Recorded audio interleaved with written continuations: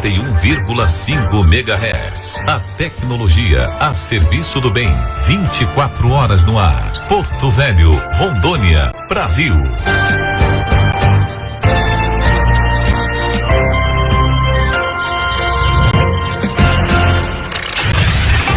A partir de agora, começa o programa Fala Porto Velho. Entrevistas, notícias e análise dos principais fatos políticos e econômicos. Apresentação: Jonatas Trajano.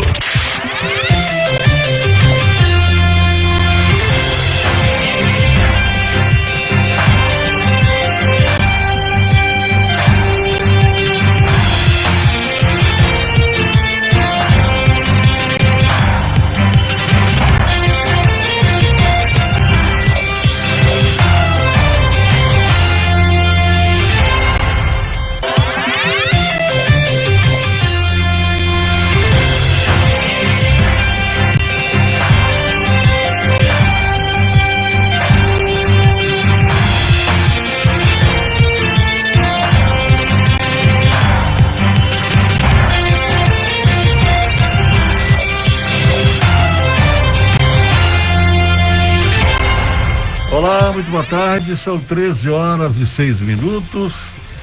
Estamos começando mais uma edição do programa Fala Porto Velho e eu quero cumprimentar todos os meus queridos amigos ouvintes, incluindo os meus irmãos em Cristo, com a boa tarde na paz do Senhor Jesus. Quero cumprimentar todos vocês nesse maravilhoso município aqui na nossa capital, mandando aqui um abraço também para os nossos amigos e irmãos aí do Baixo Madeira, em todas as localidades. Abraçando você que está aqui no eixo da BR-364, mandando aqui um abraço para Candeiro do Jamari, distritos de Nova Mutum, Jaci, União Bandeirantes, Rio Pardo, abraçando você que está em Itapuã do Oeste. Enfim, onde quer que você esteja ligado aqui na Rádio Boas Novas, muito obrigado pela sua audiência. E você que está aí também ligado com a gente pela internet, no nosso Face, você agora pode também, além de nos ouvir, nos assistir pelo Face. Anote aí o nosso endereço, @Boas Novas FM 91. Acesse aí, fique nos assistindo, nos acompanhando, ouvindo aí pela internet e nos assistindo aí, tá bom? Trabalhamos aqui em nome de Chamorro Escapamentos, que está aí há 40 anos fazendo um trabalho de excelência no mercado, com profissionais altamente competentes para dar um trato bem legal no seu veículo, nas áreas de suspensão, alinhamento, balanceamento, troca de óleo, mecânica leve. Olha, tudo que for preciso para que seu carro possa lhe proporcionar segurança e tranquilidade. Chama lá Escapamentos.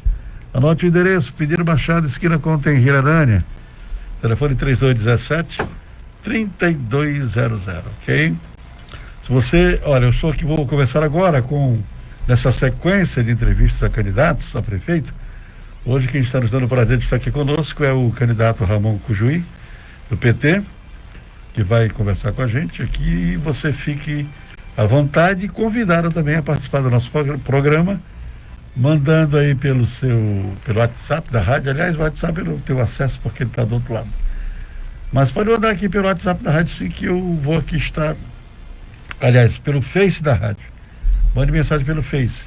Eu falei para você que Boas Novas FM 91, tá bom? Participe, interaja com a gente, tá ok? Ou então ligue no telefone 3224-1887. Minha amiga Kathleen vai estar anotando a sua pergunta, tá bom? Ramon Cujuí, boa tarde, um prazer recebê-lo aqui na Rádio Boas Novas, seja bem-vindo.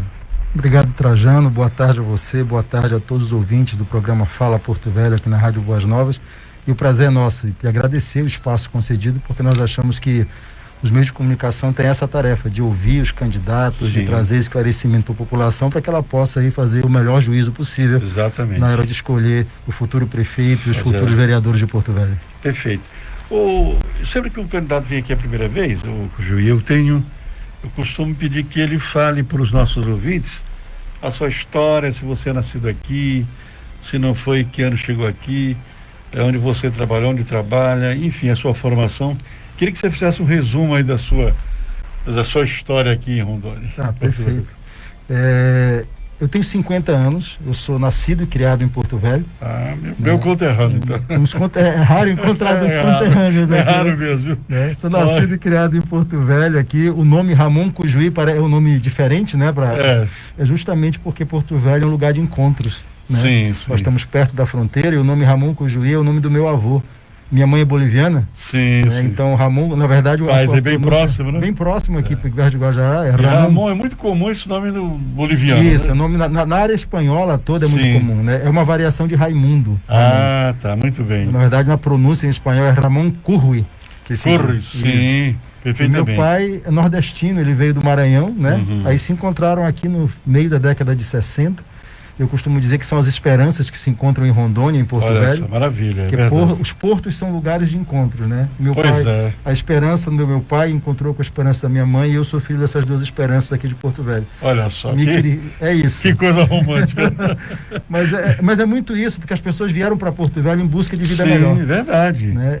Todos que vieram para cá no início para desbravar essa terra vieram com essa esperança. Exatamente, essa esperança vem porque as pessoas não saem do seu lugar de nascença se lá tá bom, elas saem sempre em busca de algo melhor. Verdade. E Rondônia e Porto Velho acolheram. Porto Velho, então, desde o início, dos pátios da Estrada de Ferro, sempre acolheu esperanças que vieram de fora, porque entendiam que aqui era um lugar onde se podia viver melhor. Sem dúvida. Né? Então, e essa esperança até hoje permanece em todos os ciclos que formaram aí.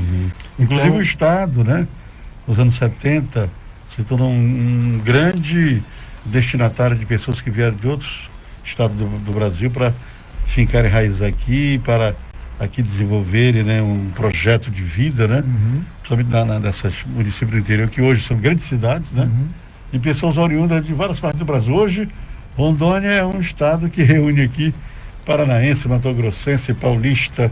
É uma diversidade, uma pluralidade muito bonita. As pessoas costumam dizer assim, mas qual é a comida típica de Porto Velho? Eu digo todas.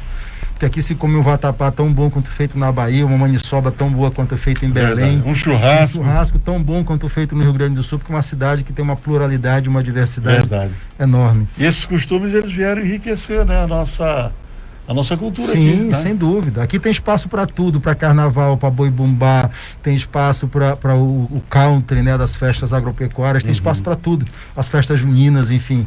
É uma cidade muito plural, uma cidade muito bonita. Exatamente. Né? Inclusive, Ramon, até na área evangélica, nós recebemos aqui de Belém, né, os nossos primeiros evangélicos, que hoje Rondônia é um estado com uma população evangélica muito grande. Pessoas vieram para cá para povoar esse estado. Mas, Ramon, voltando aqui a nossa pauta, você tem alguma experiência?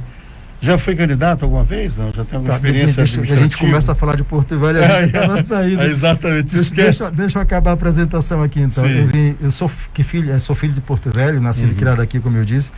Eu tenho formação acadêmica em Direito e História, ambas as formações pela Universidade Federal de Rondônia. Muito bem. Sou servidor público do Judiciário Federal. Aí você me perguntava antes como é que não tinha aparecido no cenário, né? Porque, na verdade, eu trabalhei 20 anos na Justiça Eleitoral, né? Passei 20 anos trabalhando lá na área administrativa e há 4 anos eu estou trabalhando na Justiça do Trabalho. Né? Quando eu trabalhei no TRE, né? Que eu trabalhei lá durante esses 20 anos, meus 20 anos foram na área administrativa. Eu trabalhava justamente com gestão de contrato público e licitação. Eu acho que eu fui um dos primeiros pregoeiros de Porto Velho. Né? E lá eu aprendi muito. Né? Eu costumo dizer sempre, sem nenhum tipo de vaidade, sem vaidade, sem desmerecer os outros setores de serviço público, que a Justiça Eleitoral é o setor mais organizado da administração pública brasileira. Você veja que a gente faz eleição durante o domingo todo, né? Chega às 5 horas, encerra e 8 horas da noite você tem o resultado entregue com uma confiabilidade, uma credibilidade que ninguém questiona. A não ser o Aécio, que fez aquela molecagem lá em 2014, que deu no que deu, mas fora isso ninguém nunca questionou, porque quem participa do processo sabe. Então é dessa máquina administrativa de excelência que eu venho. A minha experiência administrativa é lá. Então eu tenho uma certa experiência administrativa assim, a área de gestão de contrato e licitação foi o que eu fiz durante 20 anos da minha vida. Né? E é essa experiência que eu trago hoje para apresentar para o povo de Porto Velho e colocar a máquina administrativa da prefeitura para trabalhar. Ramon, você sabe que a prefeitura tem um orçamento aí razoavelmente 1 milhão e pouco por ano, mas tem também uma despesa muito grande e sobra muito pouco para investimento. Qual é a sua ideia para desenvolver e aplicar recursos e investimentos, né, com esse orçamento tão apertado? Olha, Trajano, acho que a perspectiva de arrecadação da prefeitura está girando aí por volta de 1 bilhão e 200 milhões. 1 bilhão, exatamente. É o que está rodando por aí, né? Uhum. E assim, com uma coisa grave, nós vamos ter redução do fundo de participação dos municípios. Um problema de pós-pandemia. Exatamente, é isso que eu ia dizer para você. Uma economia desacelerada, né? O IPTU é uma das fontes de arrecadação, mas a maior fonte de arrecadação é o ISS, que é o Imposto sobre Serviços, que se cobra das atividades de serviço em Porto Velho. E em momento de pandemia isso está em queda, ou seja, nós vamos ter uma queda de arrecadação, que esse 1 bilhão e 200 milhões, a gente não sabe se vai ser isso para o ano que vem. Exatamente, então, nesse momento, é uma projeção, né? Isso, então nessa projeção, e outra coisa, estão falando em queda de arrecadação da ordem de 30%. Ora, queda de arrecadação em 30%, seja numa prefeitura, seja numa lojinha, seja em qualquer tipo de organização econômica, complica o orçamento. Complica muito. Né? E nós estamos falando de uma outra coisa. O país, os relatórios os prognósticos mais otimistas para esse ano falam numa queda do PIB da ordem de 6%. Né? E os mais pessimistas chegam a falar em 9%, 10%. Ou seja, a situação não é fácil. A perspectiva não é boa. Não é boa. Então, qualquer prognóstico hoje que eu diga para você assim, olha, nós vamos fazer investimentos, pegar o dinheiro da prefeitura aqui, ali e aplicar, é um prognóstico complicado. Eu tenho dito que eu não tenho feito promessas nem vendido ilusões. Que eu tenho dito, nós vamos enfrentar um quadro de restrição orçamentária e financeira grave, nós vamos precisar otimizar os recursos que tem, né, e alterações no processo de gestão deverão ser feitas em processos de trabalho e mudança de visão de gestão, para tentar otimizar o que tem, porque na verdade nós vamos ter um ano de 2021 muito complicado, não só para Porto Velho, mas para todas as prefeituras do país, para os estados e para o próprio governo federal. Essa conjuntura pós-pandemia nos colocou, além das perdas humanas que são irremediáveis, nos colocou irrecuperáveis, né? As perdas econômicas são muito altas. Sim. Então, Porto Velho, o que a gente olhou para o orçamento e disse assim, olha, nós temos que sentar lá, ver o que está projetado, porque você foi vereador, você sabe que o orçamento do primeiro ano do prefeito não é um orçamento que ele elaborou. É verdade, vem do outro, né? Vem do outro e já vai ser um orçamento que vem com déficit de uma perspectiva de 30%. Então, quem quer que ganhe a prefeitura e comece a administrar em 2021 tem que ter isso em perspectiva. Nós estamos trabalhando isso. Nós temos problemas em educação, problema em saúde, problema em saneamento, problema em mobilidade urbana, que vão precisar ser enfrentados. Inclusive, eu costumo dizer, eu estou conversando aqui com o Ramon Cujuí, candidato a prefeito aí pelo PT, e eu coloco aqui os telefones à disposição do 32241887. Então que você mande a sua mensagem pelo Face aqui da rádio, que é @Boas Novas FM 91, tá? Digite lá, mande a sua mensagem. Esse ano eu pelo menos considero assim que a coisa não ficou tão difícil, porque houve essa transferência de recursos do governo federal que ajuda um pouco mais, e isso para o ano isso não vai acontecer, né? Então aí os prefeitos têm que ter muita criatividade, né? Quem ganha as eleições do ano que vem, para tentar superar essa situação de dificuldade, né? Isso, nós temos dito o seguinte, Trajano, que a prefeitura tem que assumir duas condições. Uma, ela tem que ser uma prestadora de serviço público de qualidade, principalmente em saúde e educação. E ela tem que ser uma indutora do desenvolvimento econômico e social da cidade. Isso são os papéis fundamentais. Se ela cumprir esses dois papéis, nós avançamos muito. Você está falando, nós temos que manter a economia de Porto Velho ativa, né? E nós temos uma proposta específica para isso que você disse. É verdade que o auxílio ele vai sair, mas nós formatamos uma proposta para compensar um pouco disso em Porto Velho. Ano passado, nós recebemos 109 milhões de royalties das usinas do Madeira. Né? A aplicação desse recurso é uma coisa que some no caixa da prefeitura. O que nós dissemos? Nós vamos pegar algo em torno de 8% desse total e vamos aplicar num programa de renda mínima municipal. Nós vamos inicialmente transferir para 6.600 famílias, Zona Sul e Zona Leste, um benefício de R$120 através de moeda social. Nós vamos dar um cartão para a pessoa, credenciar uma rede de comércio, açougue, farmácia, salão de beleza, padaria, mini açougue, redes pequenas, para que esse beneficiário possa, com esses R$120, comprar nessa rede e manter a economia da cidade ativa. Isso é uma ação emergencial. Por que só 6.600 famílias, se nós temos um cadastro aqui do Bolsa Família em Porto Velho, algo acima de 26 mil pessoas cadastradas? Por que eu não proponho logo todo mundo? Por causa da responsabilidade. Né? Eu tenho 109 milhões, sei da dificuldade de arrecadação que vamos ter, e vai ser preciso usar parte desses 109 bilhões. Na verdade, esse ano vamos receber, eu vi a projeção, Hoje nós estamos em 100 milhões, até o final do ano deve subir isso para 120, 125 milhões. Parte disso não pode ser colocado todo de uma vez só. Mas se nós pudermos incluir toda a população vulnerável de Porto Velho já no primeiro ano, nós iremos fazer. A nossa proposta nesse momento é isso.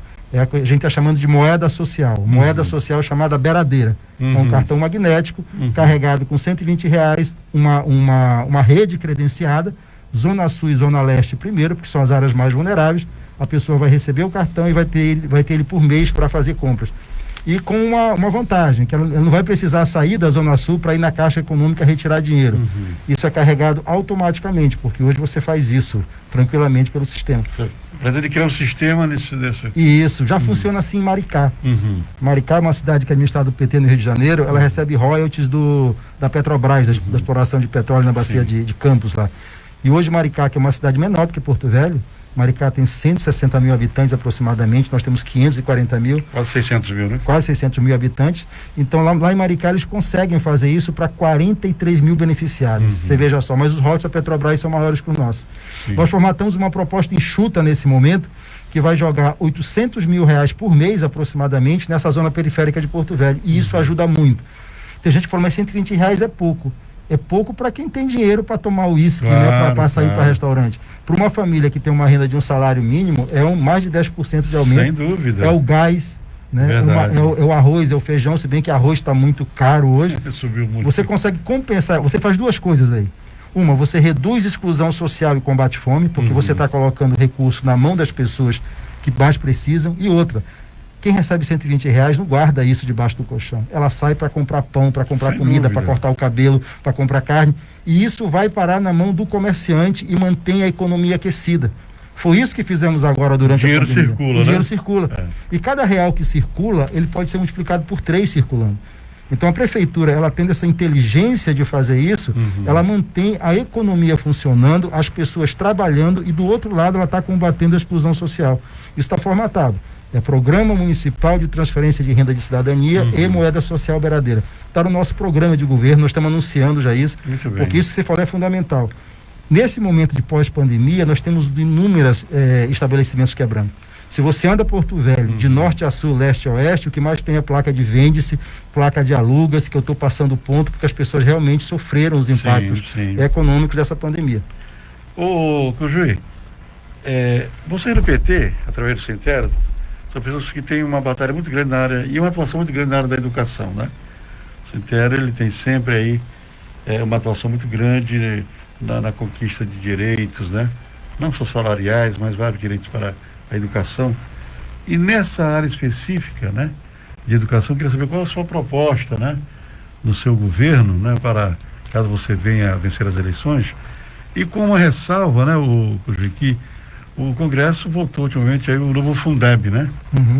Que inclusive aumentou um pouco a participação. Graças a Deus que aumentou. E qual é a sua proposta para esse modelo de educação, para esse próximo do seu mandato, caso você vença ele? Olha só, Trajano, primeira coisa é o básico que a gente já tem aí, né? Nós precisamos recuperar a estrutura das escolas de Porto Velho e nós precisamos garantir o acesso e a permanência das crianças no sistema educacional, porque a prefeitura trata dos anos iniciais, né? É o ensino fundamental. O ensino médio é o Estado e o ensino superior é a União. Tratando do ensino básico, nós precisamos garantir isso. Nós tivemos nessa atual gestão uma coisa que foi terrível. Esse ano, nós temos crianças, zona rural, que estão encerrando o ano letivo de 2018. Isso é uma coisa irreparável para a vida dessas crianças. Tem escola na zona de Porto Velho, no sistema educacional, que sequer começou 2019. E não foi por conta da pandemia. Foi por puro descaso mesmo. Porque a gente não consegue explicar razoavelmente como é que um gestor deixa as crianças, né, o futuro do país, o futuro da cidade, sem educação durante 2 anos. É inadmissível isso. Corrigir essas coisas, impedir que isso volte a ocorrer, reestruturar o sistema, né, de maneira que você reforme onde tem que ser reformado e que você amplie onde precisa ampliar. Só que nós temos um problema de restrição orçamentária e da pandemia. Nós não temos segurança do retorno às aulas com o vírus circulando por aí. Essa é uma grande verdade. Eu tenho até olhado quando eu ando pela cidade, parece. Sua opinião, as aulas devem voltar ou devem permanecer? As as aulas... Esse ano eu acho que nós não temos como voltar, não temos segurança. Eu acho que a palavra fundamental aqui é segurança. Segurança para as crianças, segurança para os profissionais de educação, quem trabalha na escola, e segurança para as famílias. Sim. Você veja que nós temos algo em torno de 44 mil crianças no sistema escolar de Porto Velho. Você imagina essas crianças sendo vetores. Porque apesar de não haver óbitos registrados em massa de crianças, elas são os principais vetores. Se elas se comunicam e elas começam a propagar o vírus, isso se torna uma situação insustentável para as famílias. É difícil de controlar, né? Muito difícil, muito difícil. Você veja que nós já vamos ter um déficit no processo de ensino-aprendizagem desse ano.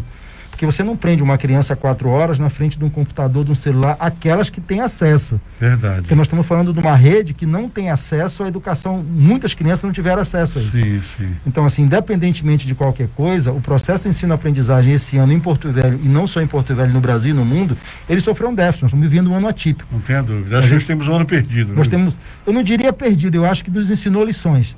E nós precisamos aproveitar essas lições. Uma das lições que nos foi ensinada no setor de educação é o seguinte: as tecnologias de informação remotas vieram para ficar. E o que nós precisamos pensar nesse momento é como é que nós aproveitamos isso da melhor maneira possível para ajudar nossas crianças. A teleeducação, teletrabalho. A teleeducação, tudo. Exatamente. Isso veio para ficar. Então, assim, isso vai ser modulado nesse pós-pandemia, mas isso veio para ficar. Outra coisa que ficou claro para nós também é que aquela história que todo mundo tem internet é mentira. Todo mundo pode ter um celular, mas o teu pacote de dados não te permite acessar uma aula transmitida. Tem criança que não tem esse acesso, fica em casa realmente só ali na televisão assistindo bobagem, alguma coisa. Exatamente. Então nós precisamos pensar nessas coisas, porque as famílias mais pobres, o pacote de celular que elas compram, o pacote de transmissão de dados é muito pouco. Sim. Não dá para assistir uma aula ou ficar 2 horas ali recebendo conteúdo. Então outra coisa que ela ensinou para a gente foi isso: é preciso que a prefeitura faça aquilo que nós estávamos fazendo lá atrás, da cidade inteligente, disponibilizar acesso aos sinais de internet na cidade para que as pessoas possam acessar isso. E a gente está conversando com o pessoal da área aqui, me parece que a prefeitura deu passos grandes nesse sentido. É preciso complementar um anel, né, de fibra ótica, para que a gente possa ter internet de qualidade, tanto nas escolas, quanto nos postos de saúde, quanto na administração pública, que a gente possa modernizar o serviço. A gente está falando de criar uma infraestrutura que permita que essa vida virtual ela se torne mais efetiva para a maioria do povo, que nesse momento não é. Então essa lição nós aprendemos, e é preciso que a gente torne isso em conhecimento efetivos e em ações efetivas. E a gente tem esse posicionamento, Trajano. Só dá para voltar para a sala de aula, normalizar minimamente, quando houver um mínimo de segurança necessária. Sem dúvida. Hoje nós não temos. Só uma vacina vai poder garantir isso para a gente a médio e longo prazo. Eu vou pedir sua permissão para fazer um breve intervalo. Daqui a pouco a gente volta, e você, se desejar interagir com a gente, liga aqui, passa sua mensagem aqui através do nosso Face, né? Que é @Boas Novas FM 91, tá bom? Ou então liga no 3224-1887. Vou repetir o número aqui: 3224-1887, que a Kétria vai anotar lá a sua participação e vai passar pra gente aqui, tá bom? Nós temos aqui uma Cláudio Mazo, pré-candidato. Maricaba, quando voltar aqui o programa, a gente menciona aqui e lê a mensagem aqui do Cláudio Mazo, tá bom? Voltamos daqui a pouco.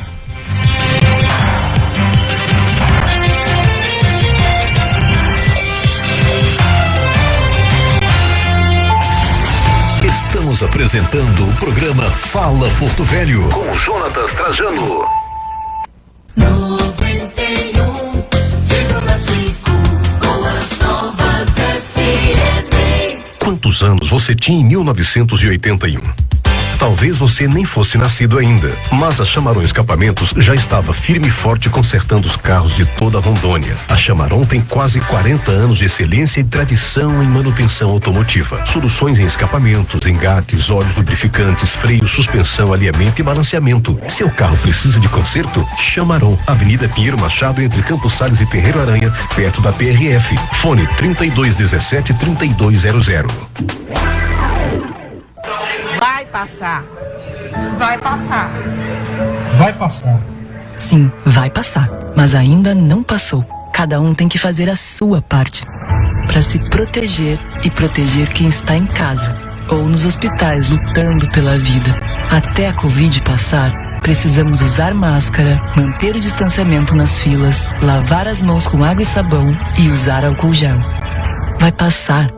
Governo do Estado de Rondônia. Móveis Columbus. Móveis, artigos de decoração, cama, mesa e banho. Traga para o seu ambiente sofisticação, qualidade e muito bom gosto com a Rudnick, Capesberg, Portal e muito mais. Móveis Columbus em 3 endereços para atender você. Marechal Deodoro com Afonso Pena, 2186, Avenida Jatuarana, 4205 e Avenida José Amador dos Reis, 2659. Telefone 3301-4147. De Leon Publicidade e Confecções, atuando no mercado na confecção e pintura de camisetas para eventos ou personalizada para a pessoa que você quer bem. E ainda faixas, banners, panfletos, cartões de visita, placas, fachadas em ACM e letras caixa. De Leon Publicidade e Confecções. Solicite orçamento 992443365 ou 2141-5629. Ou faça-nos uma visita. Almirante Barroso 1628, sob esquina com a Nações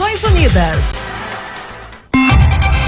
Voltamos a apresentar o programa Fala Porto Velho.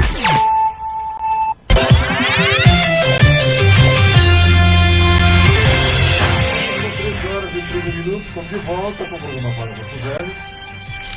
E eu quero informar a vocês que trabalhamos aqui em nome de Chamarão Escapamentos, que está aí à sua disposição com toda uma equipe de profissionais altamente capacitados para deixar o seu carro bem afiado e lhe proporcionar segurança, tranquilidade absoluta, tá bom? Aqui na Pinheiro Machado, esquina com Tengueira Arândia, há quase 40 anos, fazendo um trabalho de excelência para a sua clientela.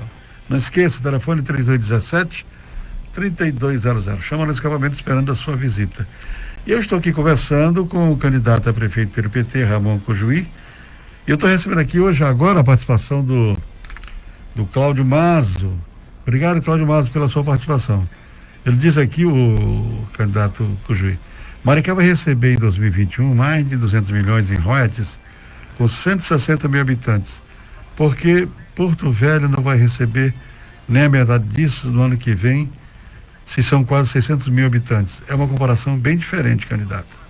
Não, queria que você comentasse aqui. Deixa eu comentar pro Cláudio. Cláudio, obrigado pela participação, pela pergunta.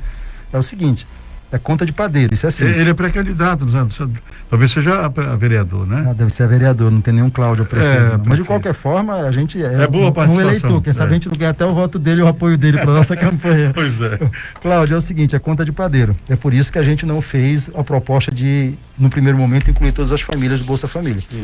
Nós estamos falando em pegar 8% da arrecadação que vem dos royalties para aplicar nisso, dá algo em torno de 10 milhões de reais. Veja só, as usinas de madeira, elas pagam royalties conforme a produção que elas vão fazendo. Esse valor só vem subindo. Ano passado, nós recebemos 109 milhões de reais. Esses royalties vão tudo para a prefeitura ou para o governo? Vai tudo para a prefeitura. Não, esses são os royalties da prefeitura. Existe uma parte que é paga para o governo também. Né? Mas do que diz respeito à prefeitura, a transferência para Porto Velho foram 109 milhões em 2019. Esse ano, com pandemia e tudo, neste momento, já a transferência foi da ordem de 101 milhões. Você pode pegar esses dados no site da ANEL. Até agora? Sim, até agora, no site da ANEL. É uma média assim de que 10, 11 milhões. A tendência é que nós tenhamos mais 20, 25 milhões até o final de dezembro. Ou seja, a arrecadação de 2019, 109, a arrecadação de 2020, 120 e a arrecadação para 2021 não é menor. Então vamos trabalhar com o orçamento. Eu estou trabalhando com o orçamento de 2019 para ter um pé no chão. Claro. Se eu transferir R$120 por mês para cada família, para cada uma das 6.600 famílias que inicialmente vamos beneficiar, ou seja, 25% dos beneficiários do Bolsa Família, eu vou ter um gasto mensal da ordem de 792 mil. Multiplica por 12, vai dar algo em torno de 10 milhões. Ou seja, isso não é nem 10% do valor dos royalties. É muito factível. E a gente só está botando esses 10% porque a gente não tem noção ainda da situação financeira da prefeitura. Porque se houver, né, espaço orçamentário, a gente amplia isso para mais famílias sem problema nenhum. Então essa coisa de que Maricá é maior e é menor, é verdade. Maricá é uma das maiores rendas per capita do Brasil. O orçamento de Maricá é de 2 bilhões para 160 mil pessoas. Em Porto Velho são 1,2 bilhões para 540 mil pessoas, ou seja, realmente é diferente. Mas eu não estou aqui prometendo percentuais de Maricá, estou dizendo de onde é que eu vou tirar o dinheiro exatamente Para que eu cobrisse todas as famílias do Bolsa Família hoje, eu teria dinheiro dos royalties, porque os royalties pagaram 110, eu teria que gastar algo em torno de 40 milhões dos royalties. Mas como esses royalties servem para pagar outras despesas, e nós não sabemos como é que está efetivamente a situação da prefeitura do ponto de vista financeiro, nós estamos nos comprometendo com utilizar apenas algo em torno de 10% desses 100 milhões e que ano que vem, Cláudio, vão ser mais de 120 milhões, pode ter certeza disso. Nós vamos utilizar isso para fazer o programa de renda básica da cidadania em Porto Velho. Se houver margem, se permitir o orçamento, nós vamos ampliar isso para 50% ou 40%. Vai depender do orçamento, mas que a cobertura para 25% das famílias, 6.600 famílias já cadastradas no cadastro único, isso é tranquilo, porque nós estudamos isso e é possível, sem problema nenhum, pegar 8% da atual transferência de royalties para iniciar o programa. Porque isso é o início do programa e depois desses 4 anos ir ampliando isso. Deus queira que a gente chegue no final de 2022 com a cobertura de 100%. Muito bem. Porque esse programa, eu volto a dizer isso, o pessoal diz, não, está dando dinheiro para quem não trabalha. Não é dinheiro para quem não trabalha. Nós estamos transferindo para quem precisa e esse dinheiro não fica com essa pessoa, ela faz o comércio circular. Essa é a verdade. Quem vai receber esse dinheiro na ponta, no final, é açougueiro, né, é dono de mercearia, é a senhora que trabalha no salão de beleza, né, é o pessoal da padaria, porque ele circula na comunidade e desenvolve a região. É uma estratégia de desenvolvimento que a gente está colocando. Transferir dinheiro que é do povo para a mão do povo, para melhorar a vida do povo e movimentar a economia da cidade. É isso que é o programa de renda básica e a moeda beiradeira que a gente está propondo e vai implantar no que vem. Eu quero falar para o Cláudio Mazo que se você é candidato a vereador, prefeito, deve ser vereador, você não é mais candidato, pré-candidato, viu, Cláudio? Você já é candidato. Já passou da convenção, né? Já passou da convenção, todos são candidatos agora. Ô, Cajuí, saneamento básico. O Congresso voltou o marco regulatório do saneamento básico. Sabemos que Porto Velho é uma das capitais com o maior índice de saneamento básico. Como é que você pretende resolver essa situação dentro desse projeto que você está elaborando para o seu governo, caso você seja eleito? Olha só, Trajano, saneamento básico é um problema grave, não só em Porto Velho. Eu quero incluir água tratada também. Não, deixa eu falar para você que nós temos, quando a gente fala de saneamento básico, a gente tem que ter claro 4 pilares. A drenagem de águas pluviais, né? Porto Velho é uma cidade que está alagando, você cospe no chão e alaga. A verdade é essa, tem lugares da cidade, se você cuspir no chão, alaga, por falta de drenagem. Esse é um pilar de saneamento básico. O outro é a coleta de resíduos sólidos, que é deficiente em Porto Velho e principalmente nos distritos. Nós temos um problema do lixão para resolver ali na frente. Nós estamos falando de água tratada e de coleta e tratamento de esgoto. São esses 4 pilares que dizem respeito a saneamento básico numa cidade, no município. O que mais as pessoas têm foco é naqueles 2 últimos que eu falei, água tratada e coleta e tratamento de esgoto. E desde que eu sou menino aqui em Porto Velho, que Porto Velho tem 3% de cobertura e tratamento de esgoto. E continua. E continua porque nós perdemos uma janela importante do país.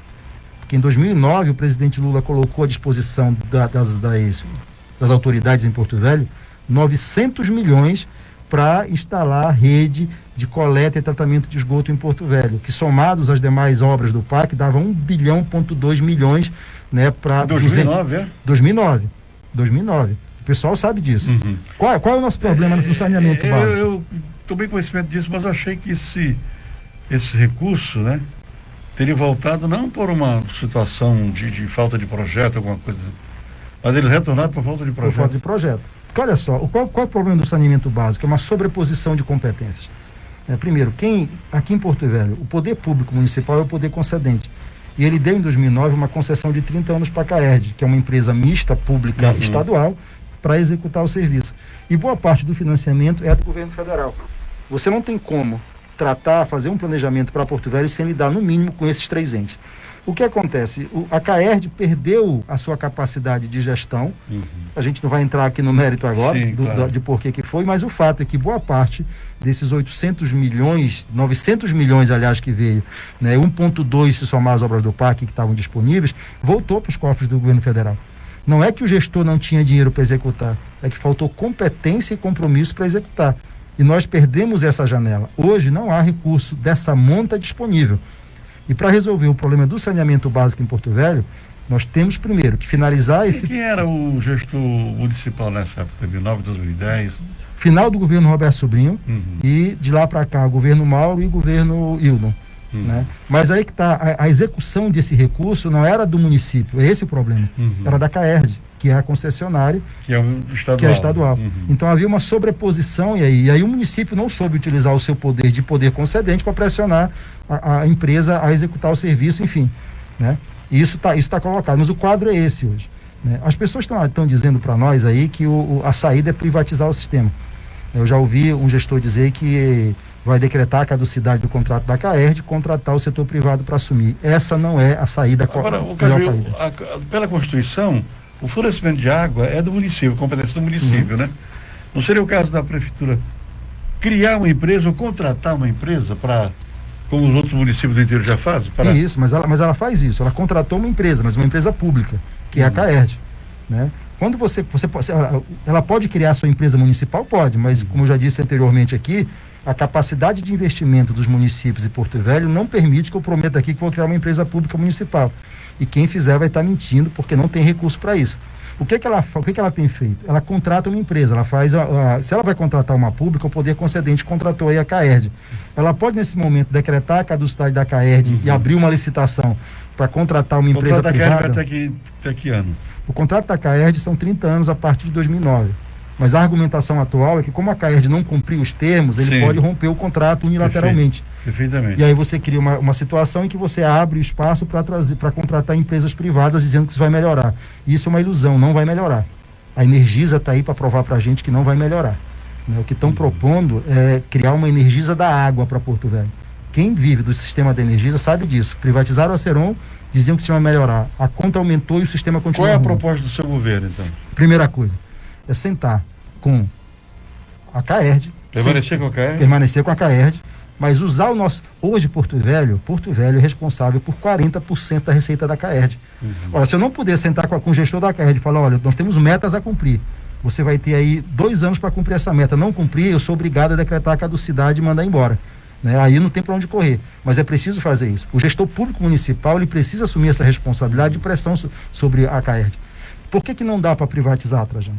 Porque o que o setor privado quer nesse momento, que também não tem capacidade de investimento, é bom que se diga isso, né? O que ele quer é pegar o filé mignon. Qual é o filé mignon em Porto Velho? É você pegar a rede de água tratada que já está pronta, você vai só trocar o hidrômetro, vai aumentar a taxa de água, recolher o dinheiro e não vai criar rede de esgoto, porque foi isso que aconteceu em Manaus. A Ariquemes foi privatizado. Vai lá ver quanto que aumentou a área de cobertura, de coleta também de esgoto. É disso que a gente está falando.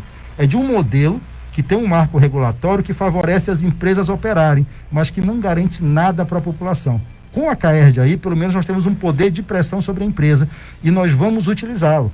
Nós vamos utilizar isso, né? Fazer com que a empresa, dizer, olha, 40% da empresa, se hoje, por exemplo, há um rompimento de contrato da prefeitura com a CAERD, todos os funcionários da CAERD vão ter que ir para a rua, porque a empresa não tem condições de manter com essa queda de receitas esses funcionários. É disso que a gente está falando.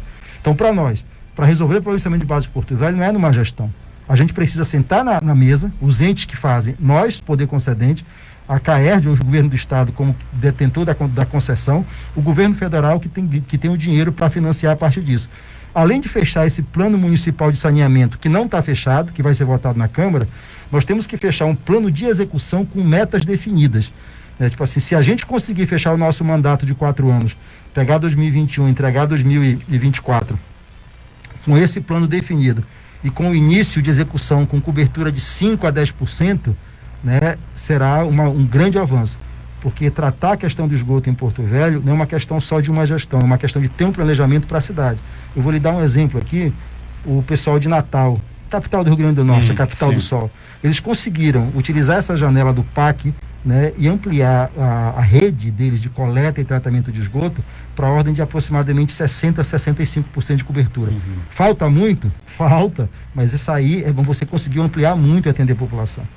Saneamento básico.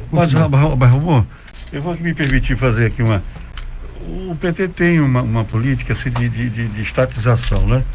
E tradicionalmente o seu partido ele é resistente a essa ideia de privatizar. Nem todas as privatizações elas deram errado. Você está citando aí a Energisa, né? Vamos pegar, por exemplo, aqui a Embratel, que foi privatizada, todo mundo diz, não vai dar certo e tal. Será que não seria o caso de, baseado assim, você tem estudo já para fundamentar esse seu. Com relação à água? Sim. Com relação à água é só ir a Manaus. O modelo não funcionou em Manaus. É só em Ariquemes, vai em Pimenta, né? Você tem a absorção do sistema de água tratada pelo setor privado, mas não tem ampliação de coleta de esgoto no setor público. E com relação à telefonia que você falou, eu vou te dar um exemplo. Nem outro estado privatizou assim que deu certo? Que eu saiba, não. E a Europa, que privatizou tudo, está reestatizando. Paris reestatizou o sistema de tratamento de água há 10 anos. Né? Onde foi privatizado no mundo, você pode ir para a Europa, né? Vamos falar do primeiro mundo, a Europa. Quem privatizou, reestatizou. A França, Paris, está estatizado. A Inglaterra estava reestatizando tudo, porque o sistema privado ele não funciona. Por que ele não funciona, Trajano? Porque eu tenho amigos empresários. Né? Empresário, quando vem para o espaço público, fala de responsabilidade social, mas um amigo uma vez conversando sobre essa coisa, dizia assim: meu amigo, eu abri uma empresa, foi para ganhar dinheiro. Claro, eles querem lucro. Exatamente, né? Se fosse para fazer caridade, eu abri uma ONG, foi o que eu recebi de um amigo empresário. Não tenho dúvida, né? Se você pegar o sistema de telefonia, por exemplo, em Brasília, vamos para Brasília. Né? Brasília, se você vai para o plano piloto, você tem ali empresas com serviço bom e taxa barata de telefonia. É uma disputa pelo mercado, porque é o centro onde dá dinheiro. Se você se afasta de Brasília 30 quilômetros, 20 quilômetros de Brasília, você tem uma empresa prestando um serviço ruim e caro. Porque o investimento ele vai onde tem retorno. Você imagina, onde é que dá retorno em Porto Velho? Na área central da cidade. Uma empresa que pegar para tratar esgoto em Porto Velho não vai levar esgoto para o Ronaldo Aragão, para o Mariana, não vai, porque lá não dá dinheiro. É por isso que esse tipo de serviço ele tem que ser do poder público, porque o poder público é que tem a obrigação de promover a qualidade de vida das pessoas. Eu não estou aqui falando contra os empresários, absolutamente. É que na lógica do empresário tem um limite até para o que ele pode fazer na disputa de mercado. Né? Então tem serviços que pela sua própria natureza são do poder público. E aí não é uma questão ideológica, é uma questão histórica. Se você pegar a Europa, que privatizou antes de nós, está tudo reestatizando agora. E o melhor exemplo disso é Paris, né? Que é uma cidade icônica para o mundo todo e está com serviço de água hoje de tratamento de esgoto completamente estatizado. Eu tenho assim uma observação de que antes de privatizar a telefonia, por exemplo, alguém dizia: não, mas aí a telefonia não vai, onde tem orelhão lá que não funciona e tal. E a gente observou que foi exatamente o contrário. Hoje o telefone está em qualquer bibocazinha, né? Em qualquer vilarejozinho tem, né? Tem o telefone, tem o celular e tal. Então eu vejo que nesse aspecto eu vou discordar de você, mas essa aqui não é minha função. Minha função aqui é entrevistar você. Vamos passar aqui para a próxima pauta. Saúde. Qual o modelo de saúde que você, no seu governo, pretende implementar, caso evidentemente seja eleito? Estamos falando aqui de hipótese de ser eleito, tá? Qual o modelo de saúde que você pretende implantar? Olha, Trajano, nós podemos inverter a lógica de gestão da saúde, até porque eu entendi o seguinte, né, se a gente tivesse com uma estratégia correta na saúde, a quantidade de óbitos que a pandemia trouxe seria reduzida. Pessoas iam morrer, não tem a menor dúvida disso, mas a quantidade de óbitos podia ser reduzida. Veja só uma coisa, eu vou lhe dar um dado da realidade. Quando nós saímos da prefeitura de Porto Velho, digo nós, o Partido dos Trabalhadores, que tinha o prefeito Roberto Sobrinho à frente, em dezembro de 2012, nós tínhamos uma cobertura de 74% da cidade pelas equipes do programa Saúde da Família. Né? Eram 78 equipes montadas que cobriam 74% da cidade.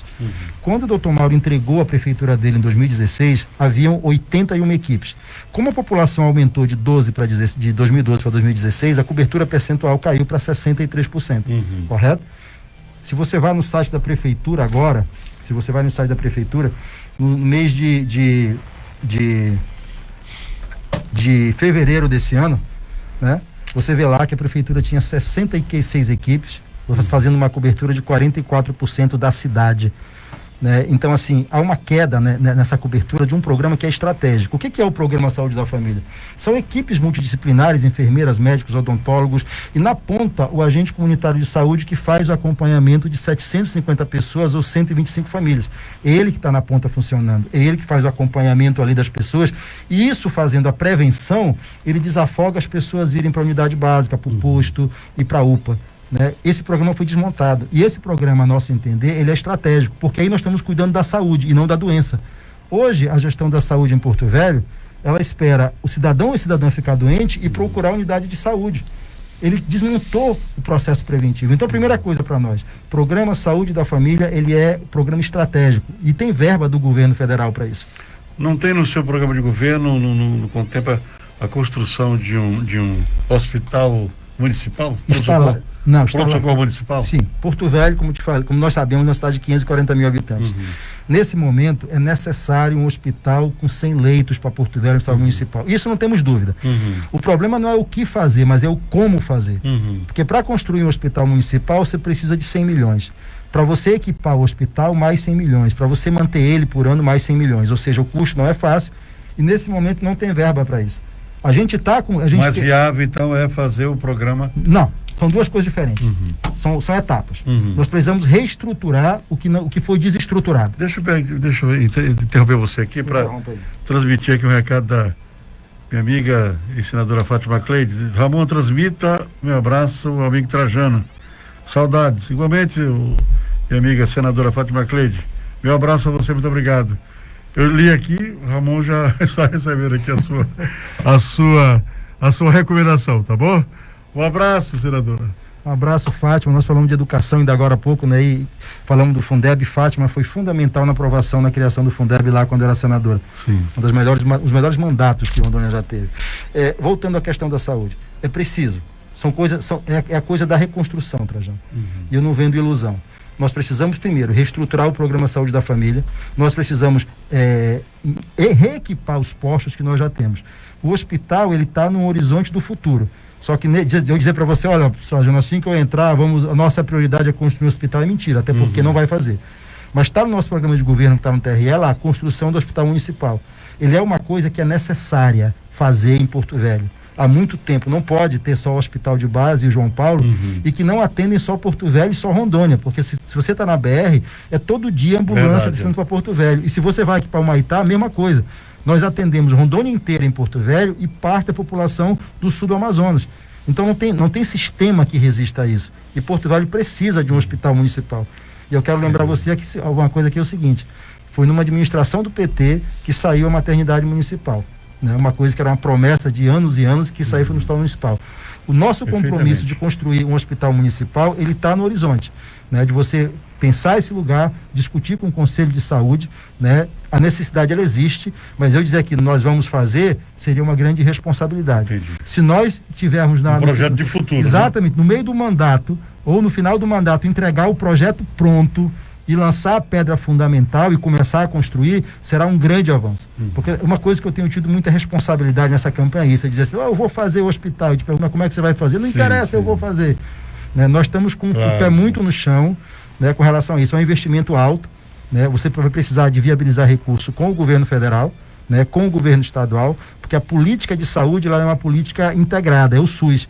E você precisa acordar tanto com o governo federal quanto com o governo municipal, dialogar com a bancada federal para aportar recursos para isso. Né? Então, assim, o hospital está no horizonte, mas ele não é hoje fundamental na estratégia da saúde em Porto Velho. A estratégia hoje é recompor o que nós já temos. É recuperar os postos, recuperar o Programa Saúde da Família e permitir que haja uma compra continuada de medicamentos, que não falte medicamento na ponta para a população. Cajuí, eu quero aqui também registrar a coisa do meu amigo Marco Wolff, né? Ele coloca aqui, ex-senadora Fátima Cleide, é verdade, eu esqueci e coloquei senadora. Mas tá tudo bem, né? Ela não se ofende com isso, não. Quem for rei nunca perde a majestade. É verdade. Fátima Cleide, gratidão, Ramon, gratidão, Trajano. Um abraço, né? Falar aqui, ex-senadora, né? Mas a Fátima Cleide, ela sempre foi muito minha amiga, né? Tenho uma grande amizade por ela, isso aí, independentemente de estarmos em situações ideológicas diferentes, né? Isso não nos separa, né? Claro, a democracia permite todas as posições ideológicas. Sem é importante dúvidas. que nós possamos civilizadamente nos relacionarmos Sem e convivermos dúvida. e construirmos coisas juntos. E Cajuí, o nosso tempo está acabando. Agricultura, né? Porto Velho sempre foi tido aí como a economia do contra-cheque e tal. Agora isso tem mudado, porque nós temos hoje uma grande rebanho bovino, né? Aqui do estado, nós somos a maior população, né, do estado. Agora, toda a situação de agricultura passa pelas estradas vicinais. Eu queria saber qual é a sua proposta para a área da agricultura aqui no município, uma vez eleito. Tá, o rebanho bovino, e a implementação de soja são programas da grande agricultura. Né? A grande agricultura, ela não emprega e concentra a renda. Isso é um fato. Então a prefeitura não vai dar prioridade para esse tipo de grande agricultor, porque esse já tem recurso, inclusive poder político de barganha, para se desenvolver. Você veja que 1 milhão e 100 cabeças de gados e a expansão de soja, quando você olha para a nossa balança comercial, 92% de tudo que se exporta de Rondônia vem do complexo soja e do complexo carne. O complexo carne com mais de 50% e soja com 30 e poucos % aí. Então, assim, não tem dúvida que eles dão um grande... Não, eles dão uma contribuição, mas isso não distribui renda na ponta. Porque é concentrado. Por exemplo, uma lavoura de soja é mão de obra concentrada. Você não tem mão de obra utilizada. É mais tecnologia, é mais investimento de capital. E esse retorno, quando vem para o sojeiro. Né? Mas eles dão um grande PIB, né? Isso. Eles influenciam o PIB do Estado. Eles influenciam o PIB do Estado na arrecadação, mas isso não gera emprego. Nós temos no campo em Porto Velho algo em torno, acho que 18 mil postos de trabalho, tem que verificar o número direitinho. Mas esse dinheiro dentro do Estado não distribui através de serviços para a população? Mas nós precisamos fazer que esse dinheiro chegue na ponta, gerar emprego para as pessoas. Porque quem está no campo hoje, e aí é o nosso alvo, é uma questão de prioridade. Quem está no campo hoje, dos 18 mil postos de emprego, a maioria, as 15, 16 mil, é da pequena e média agricultura. E esse é o nosso foco. E esse tem que ser o foco da população. Eu tive sábado no setor chacareiro, aqui final da Raimundo Cantuária com a Amazonas. E os chacareiros diziam assim, olha, o calcário que a Semagri está aí, ela está direcionando lá para a ponta da Bunã, para sojeiro, e o pequeno aqui está abandonado. Se isso é verdade, eu não sei, foi uma denúncia que nós recebemos. Mas se isso é verdade, é preciso inverter essas prioridades. Nós precisamos fazer com que o pequeno produza, abrir isso que você disse, as estradas vicinais, e não só abrir estradas, mas ter um sistema de transporte que permita o pequeno trazer o produto dele aqui para vender na cidade. Né? Você precisa criar espaços onde ele possa comercializar as feiras. Esse pessoal do setor chacareiro, por exemplo, que eu fui sábado, e é praticamente dentro da cidade, eles não têm espaços organizados pela prefeitura onde eles possam comercializar o seu produto. E veja que você comprar direto do produtor, até para quem está consumindo, o custo sai mais barato. Entendeu? Então isso pra gente é fundamental. De outro lado, a produção do Baixo Madeira é uma produção diferenciada da produção da Ponta do Abunã. Verdade. Porque Porto Velho é um tipo de agricultura diferente, completamente diferente e que precisa... É de várzea, né? É de várzea. É uma agricultura, por exemplo, que planta a melancia, um produto muito bom, a farinha. Macaxeira, né? A macaxeira. É preciso ter um programa para isso. Porque olha só, o pessoal diz que a melhor farinha do norte é a farinha de Cruzeiro do Sul, porque eles conseguiram se afirmar como marca. Até Portugal tem gente que produz e fala que é a farinha de Cruzeiro do Sul, porque todo mundo diz que a farinha de Cruzeiro do Sul é a melhor. Para mim é a melhor farinha de Porto Velho. Pois é. Então a gente precisa organizar essa produção, dar condições para o produtor e fazer isso, né? E fazer a coisa andar. Você fomentar a produção, e uma produção agroecológica com menos veneno, você viabilizar meios de transporte, de escoamento da produção. Na época que nós tínhamos aqui, fomos governo em Porto Velho, nós tínhamos o barco da produção, que saía recolhendo. Acabou. Nós tínhamos ambulância que atendia a saúde da população ribeirinha. Acabou. Né? É preciso pensar as pessoas, pensar o pequeno. E quando eu falo do agronegócio, não é que nós somos contra, é porque existem outras prioridades que atendem mais pessoas e pessoas que mais precisam. A gente precisa negociar esses espaços todos e a prefeitura é o grande mediador disso. Meu amigo Ramon, estamos chegando no final do programa. E isso era aqui uma emissora de confissão evangélica. Sabemos que o PT é um partido de esquerda, né? Tem suas posições, né, ideológicas, mas a gente queria saber assim de você quais são as suas bandeiras, né? Quais são os seus valores, né? Com relação à família, divórcio, com relação a aborto, essas coisas que nós evangélicos temos uma posição já definida. Olha, Trajano, a defesa da família é uma defesa que nós sempre fizemos, né? Porque defender a família não é só da boca para fora, é dar condições de as famílias sobreviverem, né? Porque o maior problema da desagregação das famílias é o problema social, né? As mulheres não saíram de casa para trabalhar porque elas queriam sair de casa para trabalhar, é porque a condição econômica, a acumulação de riqueza no país obrigou as famílias, as mulheres a saírem para trabalhar, e as famílias foram, né, você não tem a mesma família que tinha 50 anos atrás por causa de uma condição material completa. Então defender a família para nós é dar condição concreta para que as famílias possam viver, né? Isso é um fato. As pautas do PT são pautas de inclusão social. E nas nossas pautas de inclusão social, nós tratamos todos com igualdade, absolutamente todos. As pessoas, quando o governo Lula assumiu, eu lembro disso na campanha de 2002, diziam que o Lula ia fechar igrejas. O Lula nunca fechou nenhuma igreja. O Lula nunca atacou a comunidade evangélica, nenhuma comunidade religiosa, seja evangélica, seja muçulmana, seja do candomblé, nunca atacou. Claro. Porque nós somos um partido que faz política pública para todos e para todas. E o nosso principal valor é o humanismo e o amor. Porque o principal valor da cristandade é o amor, e o Cristo ensinou isso. Então, para nós, fazer política é um ato de amor. Então, pode ter certeza que quem leva o amor à frente na ação política é alguém que está muito próximo de todas as religiões, né, de todas as confissões. Ramon, obrigado pela sua presença aqui. Olha, 13h59, estamos estourando o nosso horário. Deus abençoe o seu trabalho e, sendo da vontade de Deus que seja eleito, que faça um bom governo em benefício, né, de toda a comunidade de Porto Velho. Deus o abençoe. Vamos encerrando por aqui, agradecendo a todos vocês pela audiência, mandando aqui um abraço para minha amiga Fátima Leite, que diz que importa é o respeito, né? Exatamente. Um abraço, vereadora, senadora, amiga Fátima Cleide. Tá bom, sucesso, Deus abençoe. E a gente encerra por aqui. Suas considerações finais aí com direito de pedir voto. Agora você pode pedir, né? Eu sou, o pessoal da minha campanha diz que eu sou o pior candidato que existe. Eu falo e não peço voto. Agradecer, Trajano, aí o espaço aberto, agradecer a todos os ouvintes aqui da Boas Novas e lembrar para você, né, o nome é Ramon Cujuí, nome novo na política em Porto Velho, candidato a prefeito, o número é 13, e nós estamos dizendo sempre para as pessoas que na hora do vamos ver, quem defende você é o PT. E isso é mais que um slogan de campanha. Isso é uma constatação de todas as vezes que nós assumimos o governo nesse país, seja no federal, seja no municipal. Obrigado, Trajano. Obrigado, nosso ouvinte. Prazer foi todo meu. Sucesso. Grande abraço a você. Vamos encerrando por aqui. Até amanhã, se Deus quiser. A paz do Senhor Jesus.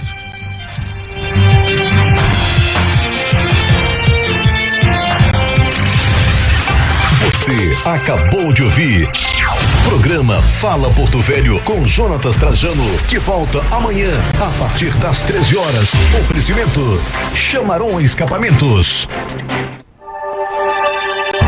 Boas Novas 91,5 FM Estéreo Digital.